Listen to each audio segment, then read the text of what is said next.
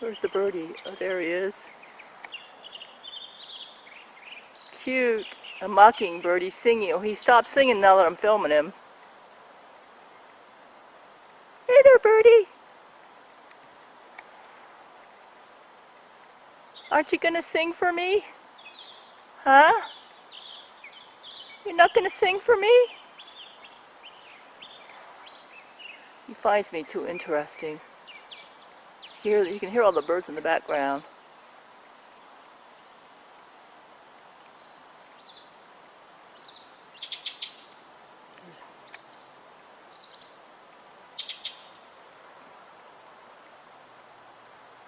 I love these birds on my morning walks.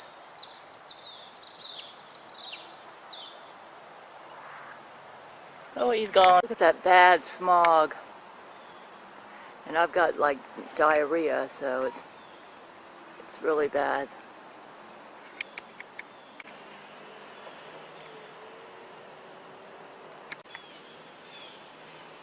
I don't know if you can see it there, see? You can see that bad smog.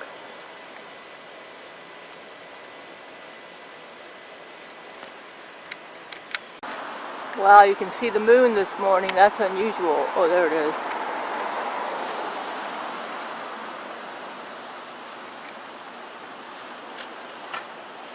And I have the farts and diarrhea because of all the junk that Loree's putting in the air with her bombs. Oh, look at that. Beautiful. Those look like eagles or...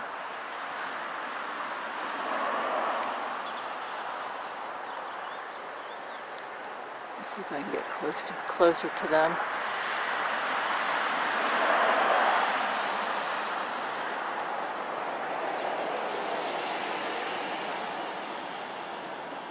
I don't see these birds all the time.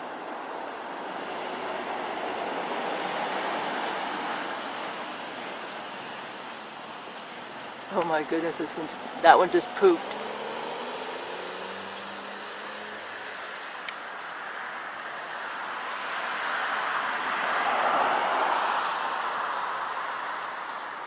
I'm gonna get up really close. These birds are looking at me like I'm a curiosity.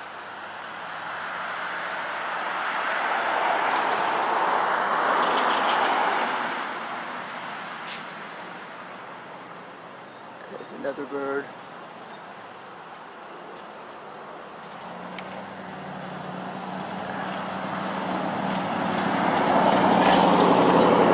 As you can see, I love birds.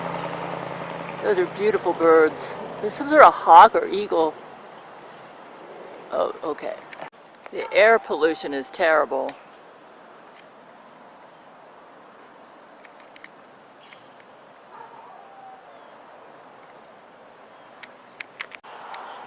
Yeah, the air pollution is really, really bad.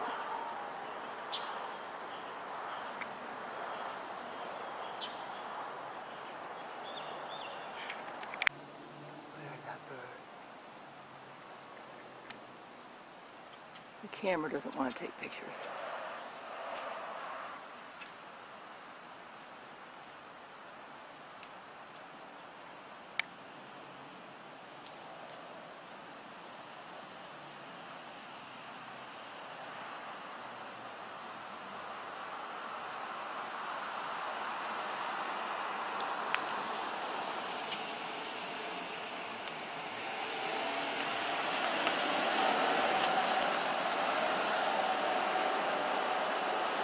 Cute woodpecker. Terrible air pollution. Look at that low-lying cloud. And I have a lot of bloating, gassiness, soft stool. And then when you look down this way, look how low-lying those clouds are. When they're low-lying, they're bombs. They're deliberately launched to be low-lying in order to give maximum contamination to the populations below. She's trying to outdo my Gale shield. This is about 7:30 in the morning. When the clouds are this low, they're bombs. That is just too low to be normal. Loree McBride has created a special type of Jesuit bomb or Jesuit Nukaki that tries to get as close to the ground as possible in order to maximize her ability to pollute people and make them sick. More low-lying clouds. Look how low those clouds are. This is the northwestern sky, right over Orlando. Look how low those clouds are. Florida has the most interesting birds.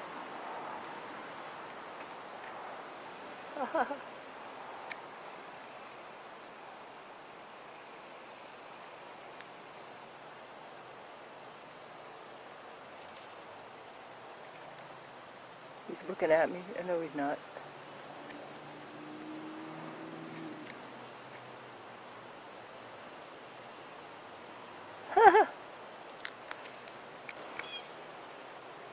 As soon as I photograph him, oh, now he's moving.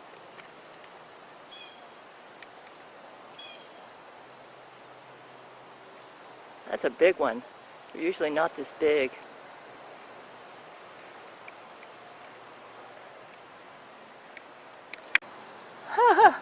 I'm walking. Oops.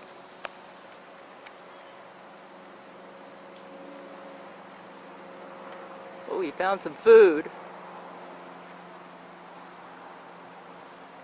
Look at that. Some worms.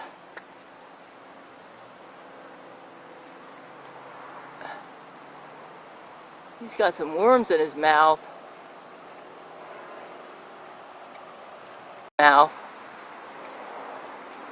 So that's why they come down to the ground like that. They're looking for food.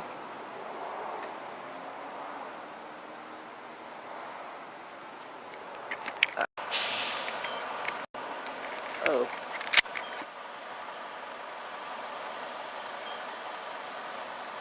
Look at that. That's what it looks like this morning. Low-lying clouds.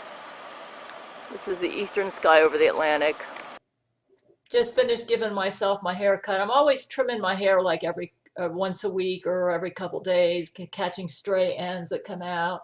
Say, how do you cut your own hair? Well, I use basically these tools. I kind of like sculpt it. I'll just look in the mirror, like I'll hold a mirror and I'll kind of go like this. And if I see any, and I kind of shape it in the direction that I want it to go in. Like I kind of like a layered bob here. So I just sculpt it and, all the way around. And then when I get to the back here, I'll cut like this, look in the mirror. And then when I want to find, just kind of like smooth this out, I'll go like this. So anyways, Jesus told me no beautician, and that's how I cut my hair.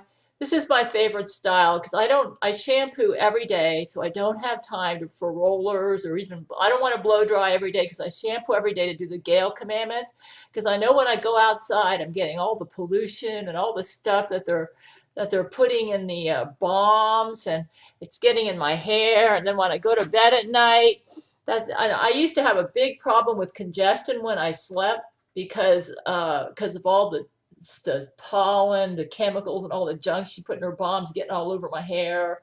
So I just decided I'm going to shampoo every day.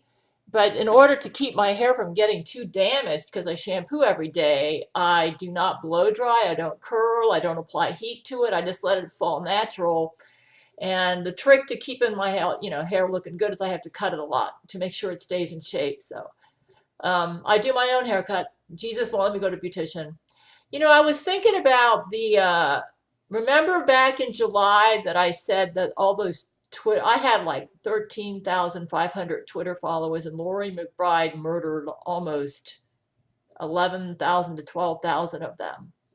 And they came back as a Robin Williams army from heaven, if you listen to my previous videos. And I haven't conversed with Brent online since December 2017, right before Christmas, almost a year ago. And but I think I'm getting some brain to brain that's pretty accurate. I know that in July we had significant military victories because my Gail Shield was able to resurrect those dead Twitter followers, and they came back as an army from heaven, along with Everybody else who's been my supporter and who were murdered by the Jesuits, they were part of that army, including Robin Williams. So I noticed that we seem to defeat Loree, and even the Bible. I even went into where in the Bible it said that we had, I believe Zechariah 9:15 was partially fulfilled in July, and we had major military victories. And those verses in there that talks about those victories were being fulfilled. But as I stated, it's a partial fulfillment because Zechariah 9:15 isn't just about me. It's also related to the nation of Israel and how they're going to be tied into the final battle when Jesus Christ defeats his enemies in the final battle, Armageddon. So Zechariah 9:15 is a prophecy about the final battle, but it's also a prophecy about me and my men and our Church of Gail army.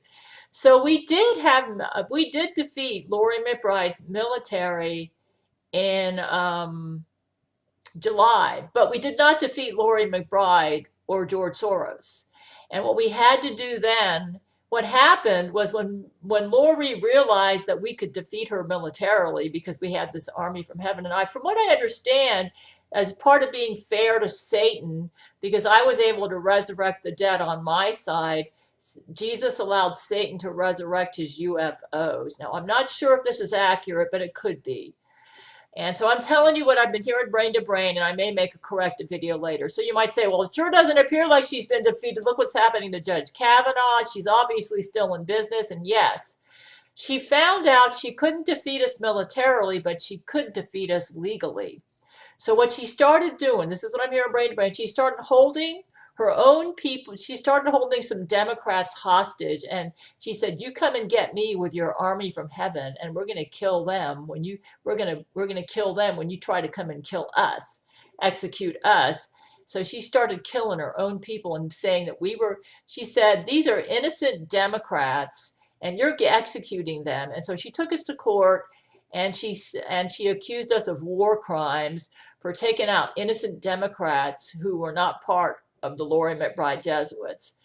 And so we had to stop executing her. And then that gave her time to, so while we were fighting her in court and she was saying we were taking out innocents, and it might have included some of my own family members who have betrayed me, so we had to stop the war. And, but I didn't know all this. I'm just starting to figure this out now. So what happened was eventually, when I started watching the news and I saw what was happening to Judge Kavanaugh, I said, this is outrageous. So I made a formal declaration of war, and I redefined what a Loree McBride Jesuit is. A Loree McBride Jesuit is anybody who does not support my conspiracy law, who's against my conspiracy law, whether they call themselves a Loree McBride Jesuit or not.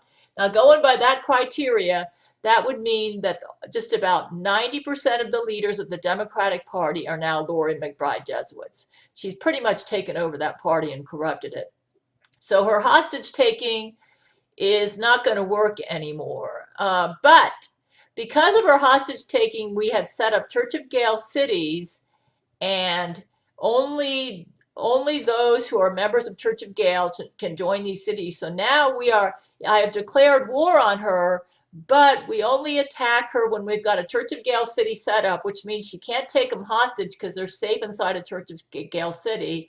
And that's how we're dealing with her right now. So the war is going kind of slow, but once I declared war about 3 days ago, we're back to executing Loree McBride Jesuits again. And this is fair because if we don't do this, they're going to execute us.